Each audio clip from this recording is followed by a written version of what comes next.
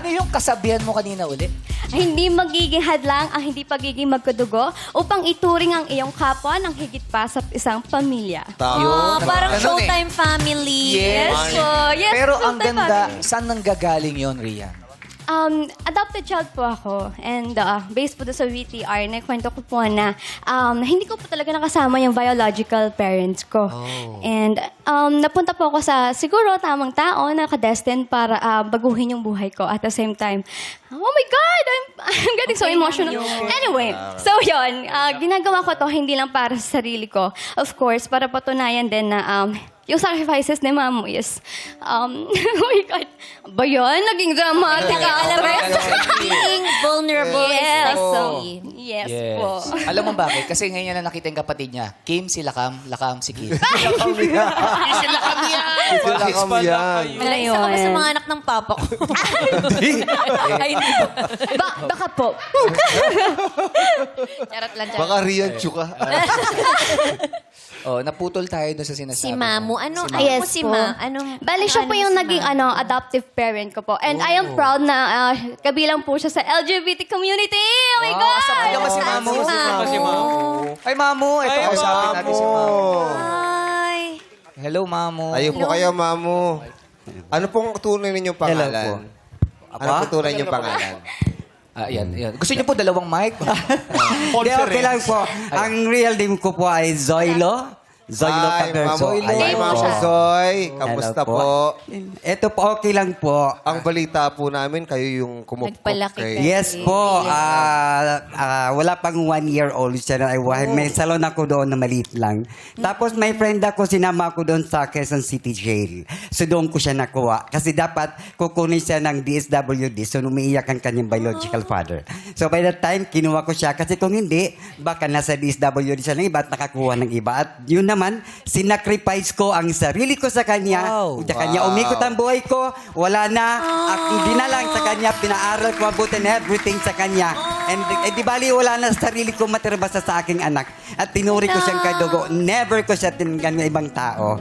Yun, at siya lang mismo mag-isa sa buhay ko. Nga, kami lang dalawa kayo sa buhay. Pero Yan. Mamu, matanong ko lang, yung mga panahon na yun, syempre, parang, paano yung biglang naisip na gusto niyo siyang ampunin o i-adopt? Kasi syempre, alam niyo naman na parang mahirap, di ba? Mahirap maging magulang. Pero kayo po, parang hindi nagdalawang isip noong mga panahon na yun. Parang agad-agad, tinanggap niyo siya. Yes po, kasi in-expect ko, ako kasi dati, when I working in Camp Aguinaldo, easy-go-lucky ako. So hindi habang buhay tayo bata, hindi habang buhay tayo malakas, Tama. tatanda din tayo. So kailangan din natin na isang tao na mag-aaruga sa atin. Kaya I decide na kunin ko siya at hindi naman ako nagsisi kasi napakabait at pinalaki ko siya ng maayos at may respeto sa Diyos. Ayan. Kamusta pong anak si Rian? Po? Kamusta pong anak si Rian? Ay, napakamasunurin po yan. Siyempre, minsan hindi nga iwasan magtampuhin. Magtampo, normal magkaroon naman ka ng sa tampuhan. I mean, pero may pinalaki ko talaga siya na may takot sa Diyos. Lagi nagsisimba. Lagi kami nung araw, 6 years old siya hanggang 8 years old. Lagi po kami nasa Bible study kasi ako po ay dati naging catechism. Ayan po. Kayo po ba yung mahigpit na magulang? I know, open ako. Rian? Lahat, binarkada ko siya. Kahit nasa school pa siya, elementary, high school, senior, lagi kami may communication. At lagi ko sinasabi na kung ano man na nangyayari sa school mo, kwento mo sa akin. Kasi ako din, kung ano nangyayari sa akin sa salon, kinikwento ko sa kanya. At wala kami nilihim kahit Yes. piso o kahit ano. Yan, ganun ko siya pinalaki. Communication is the Communication. key. Pagka alam ko open siya, alam ko ang schedule niya sa school. Alam ko kung vacant siya, doon ko siya mini-message para hindi ko na-distract ang kanya pag-aaral. Grabe. Mamo Soy, gusto ko lang itanong. Curious lang ako.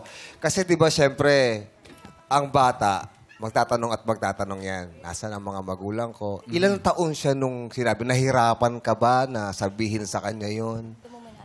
No, nung una, siyempre may mga bata, siyempre, di ba, na may ganun. Kasi kami naman, kilala na kami.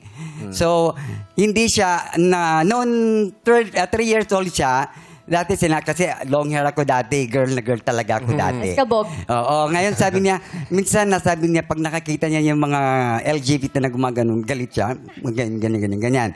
Tapos pagka natutulog kami, siyempre mahaba ang buhok ko, sabi niya, mama, wag kang ganyan, buhok mo para kang bading. Oo. So, inopen ko sa kanya, grade 3, unti-unti ko inopen sa kanya, LGBT din po ako. Kung ano nakikita mo sa kanya, ganun din ako. Pero hindi ako katulad niya na kung commending o kung ano. Ganun lang talaga ako. So hanggang sa unti-unti niya na-realize, hanggang nag-grade 4, 5, and 6, hanggang nag-senior high, hanggang pinaaral ko din yan sa WCC sa World City Colleges as a flight attendant. Oh, Malas doon. nga lang, Doon ako dahil dapat nga po ay naka-ready na siya kahit underground lang siya, nagka-pandemic. So anyway, that's life. Yan Yes. talaga. Salamat po, ma'am mo, ha? Yes. WCC Ay, by the way, Bong, ako Jong, pala ay Bong, vocal person, Bong Jong. Opo. I love you, Jong, Jong. Kahit Piolo po, tawagin niyo po. Hello, okay. Hello. Favorite Yes, kita. yes. Kinakanta Yes, ko ma'am. lagi Yes po, yung mga Mami song, Soy. mga music, mga kantahin mo. At by the way, ko pala yung vocal person ng LGBT ng Barangay Batasan. Ayun. Oh. At the same time, pagkagabi, ako po yung BPSO, Barangay Public Safety Officers. Oh. Si Brian po ang contestant Oo po. nga po. Mami Alam Soy. mo, sasali. Kailangan niyo yung eksena. Ginagaw ko lang po. biro lang. Bago ka na eksena, ma. WCC ka rin Anyway, pala. thank you so much. WCC ka rin? Yes O, doon ako po. nag-masteral sa World City Ay, talaga Colleges. po? Yes. Doon ako nag-masteral. Doon ako graduate. And eto kasi narinig mo naman kay Mamo Zoe. Opo. No? Talagang sinakripisyo niya yung Lahat. buong buhay niya Tama po. para sa'yo, para alagaan Yes po. ka. Ano yung gusto mong sabihin? Ano yung pinangako mo sa kanya? Isa lang naman po yung pinapangako ko kay Mamu. Of course, ayoko maging failure. Kasi, marami kasi kami pinagdaanan sa buhay eh. And sobrang hirap nun.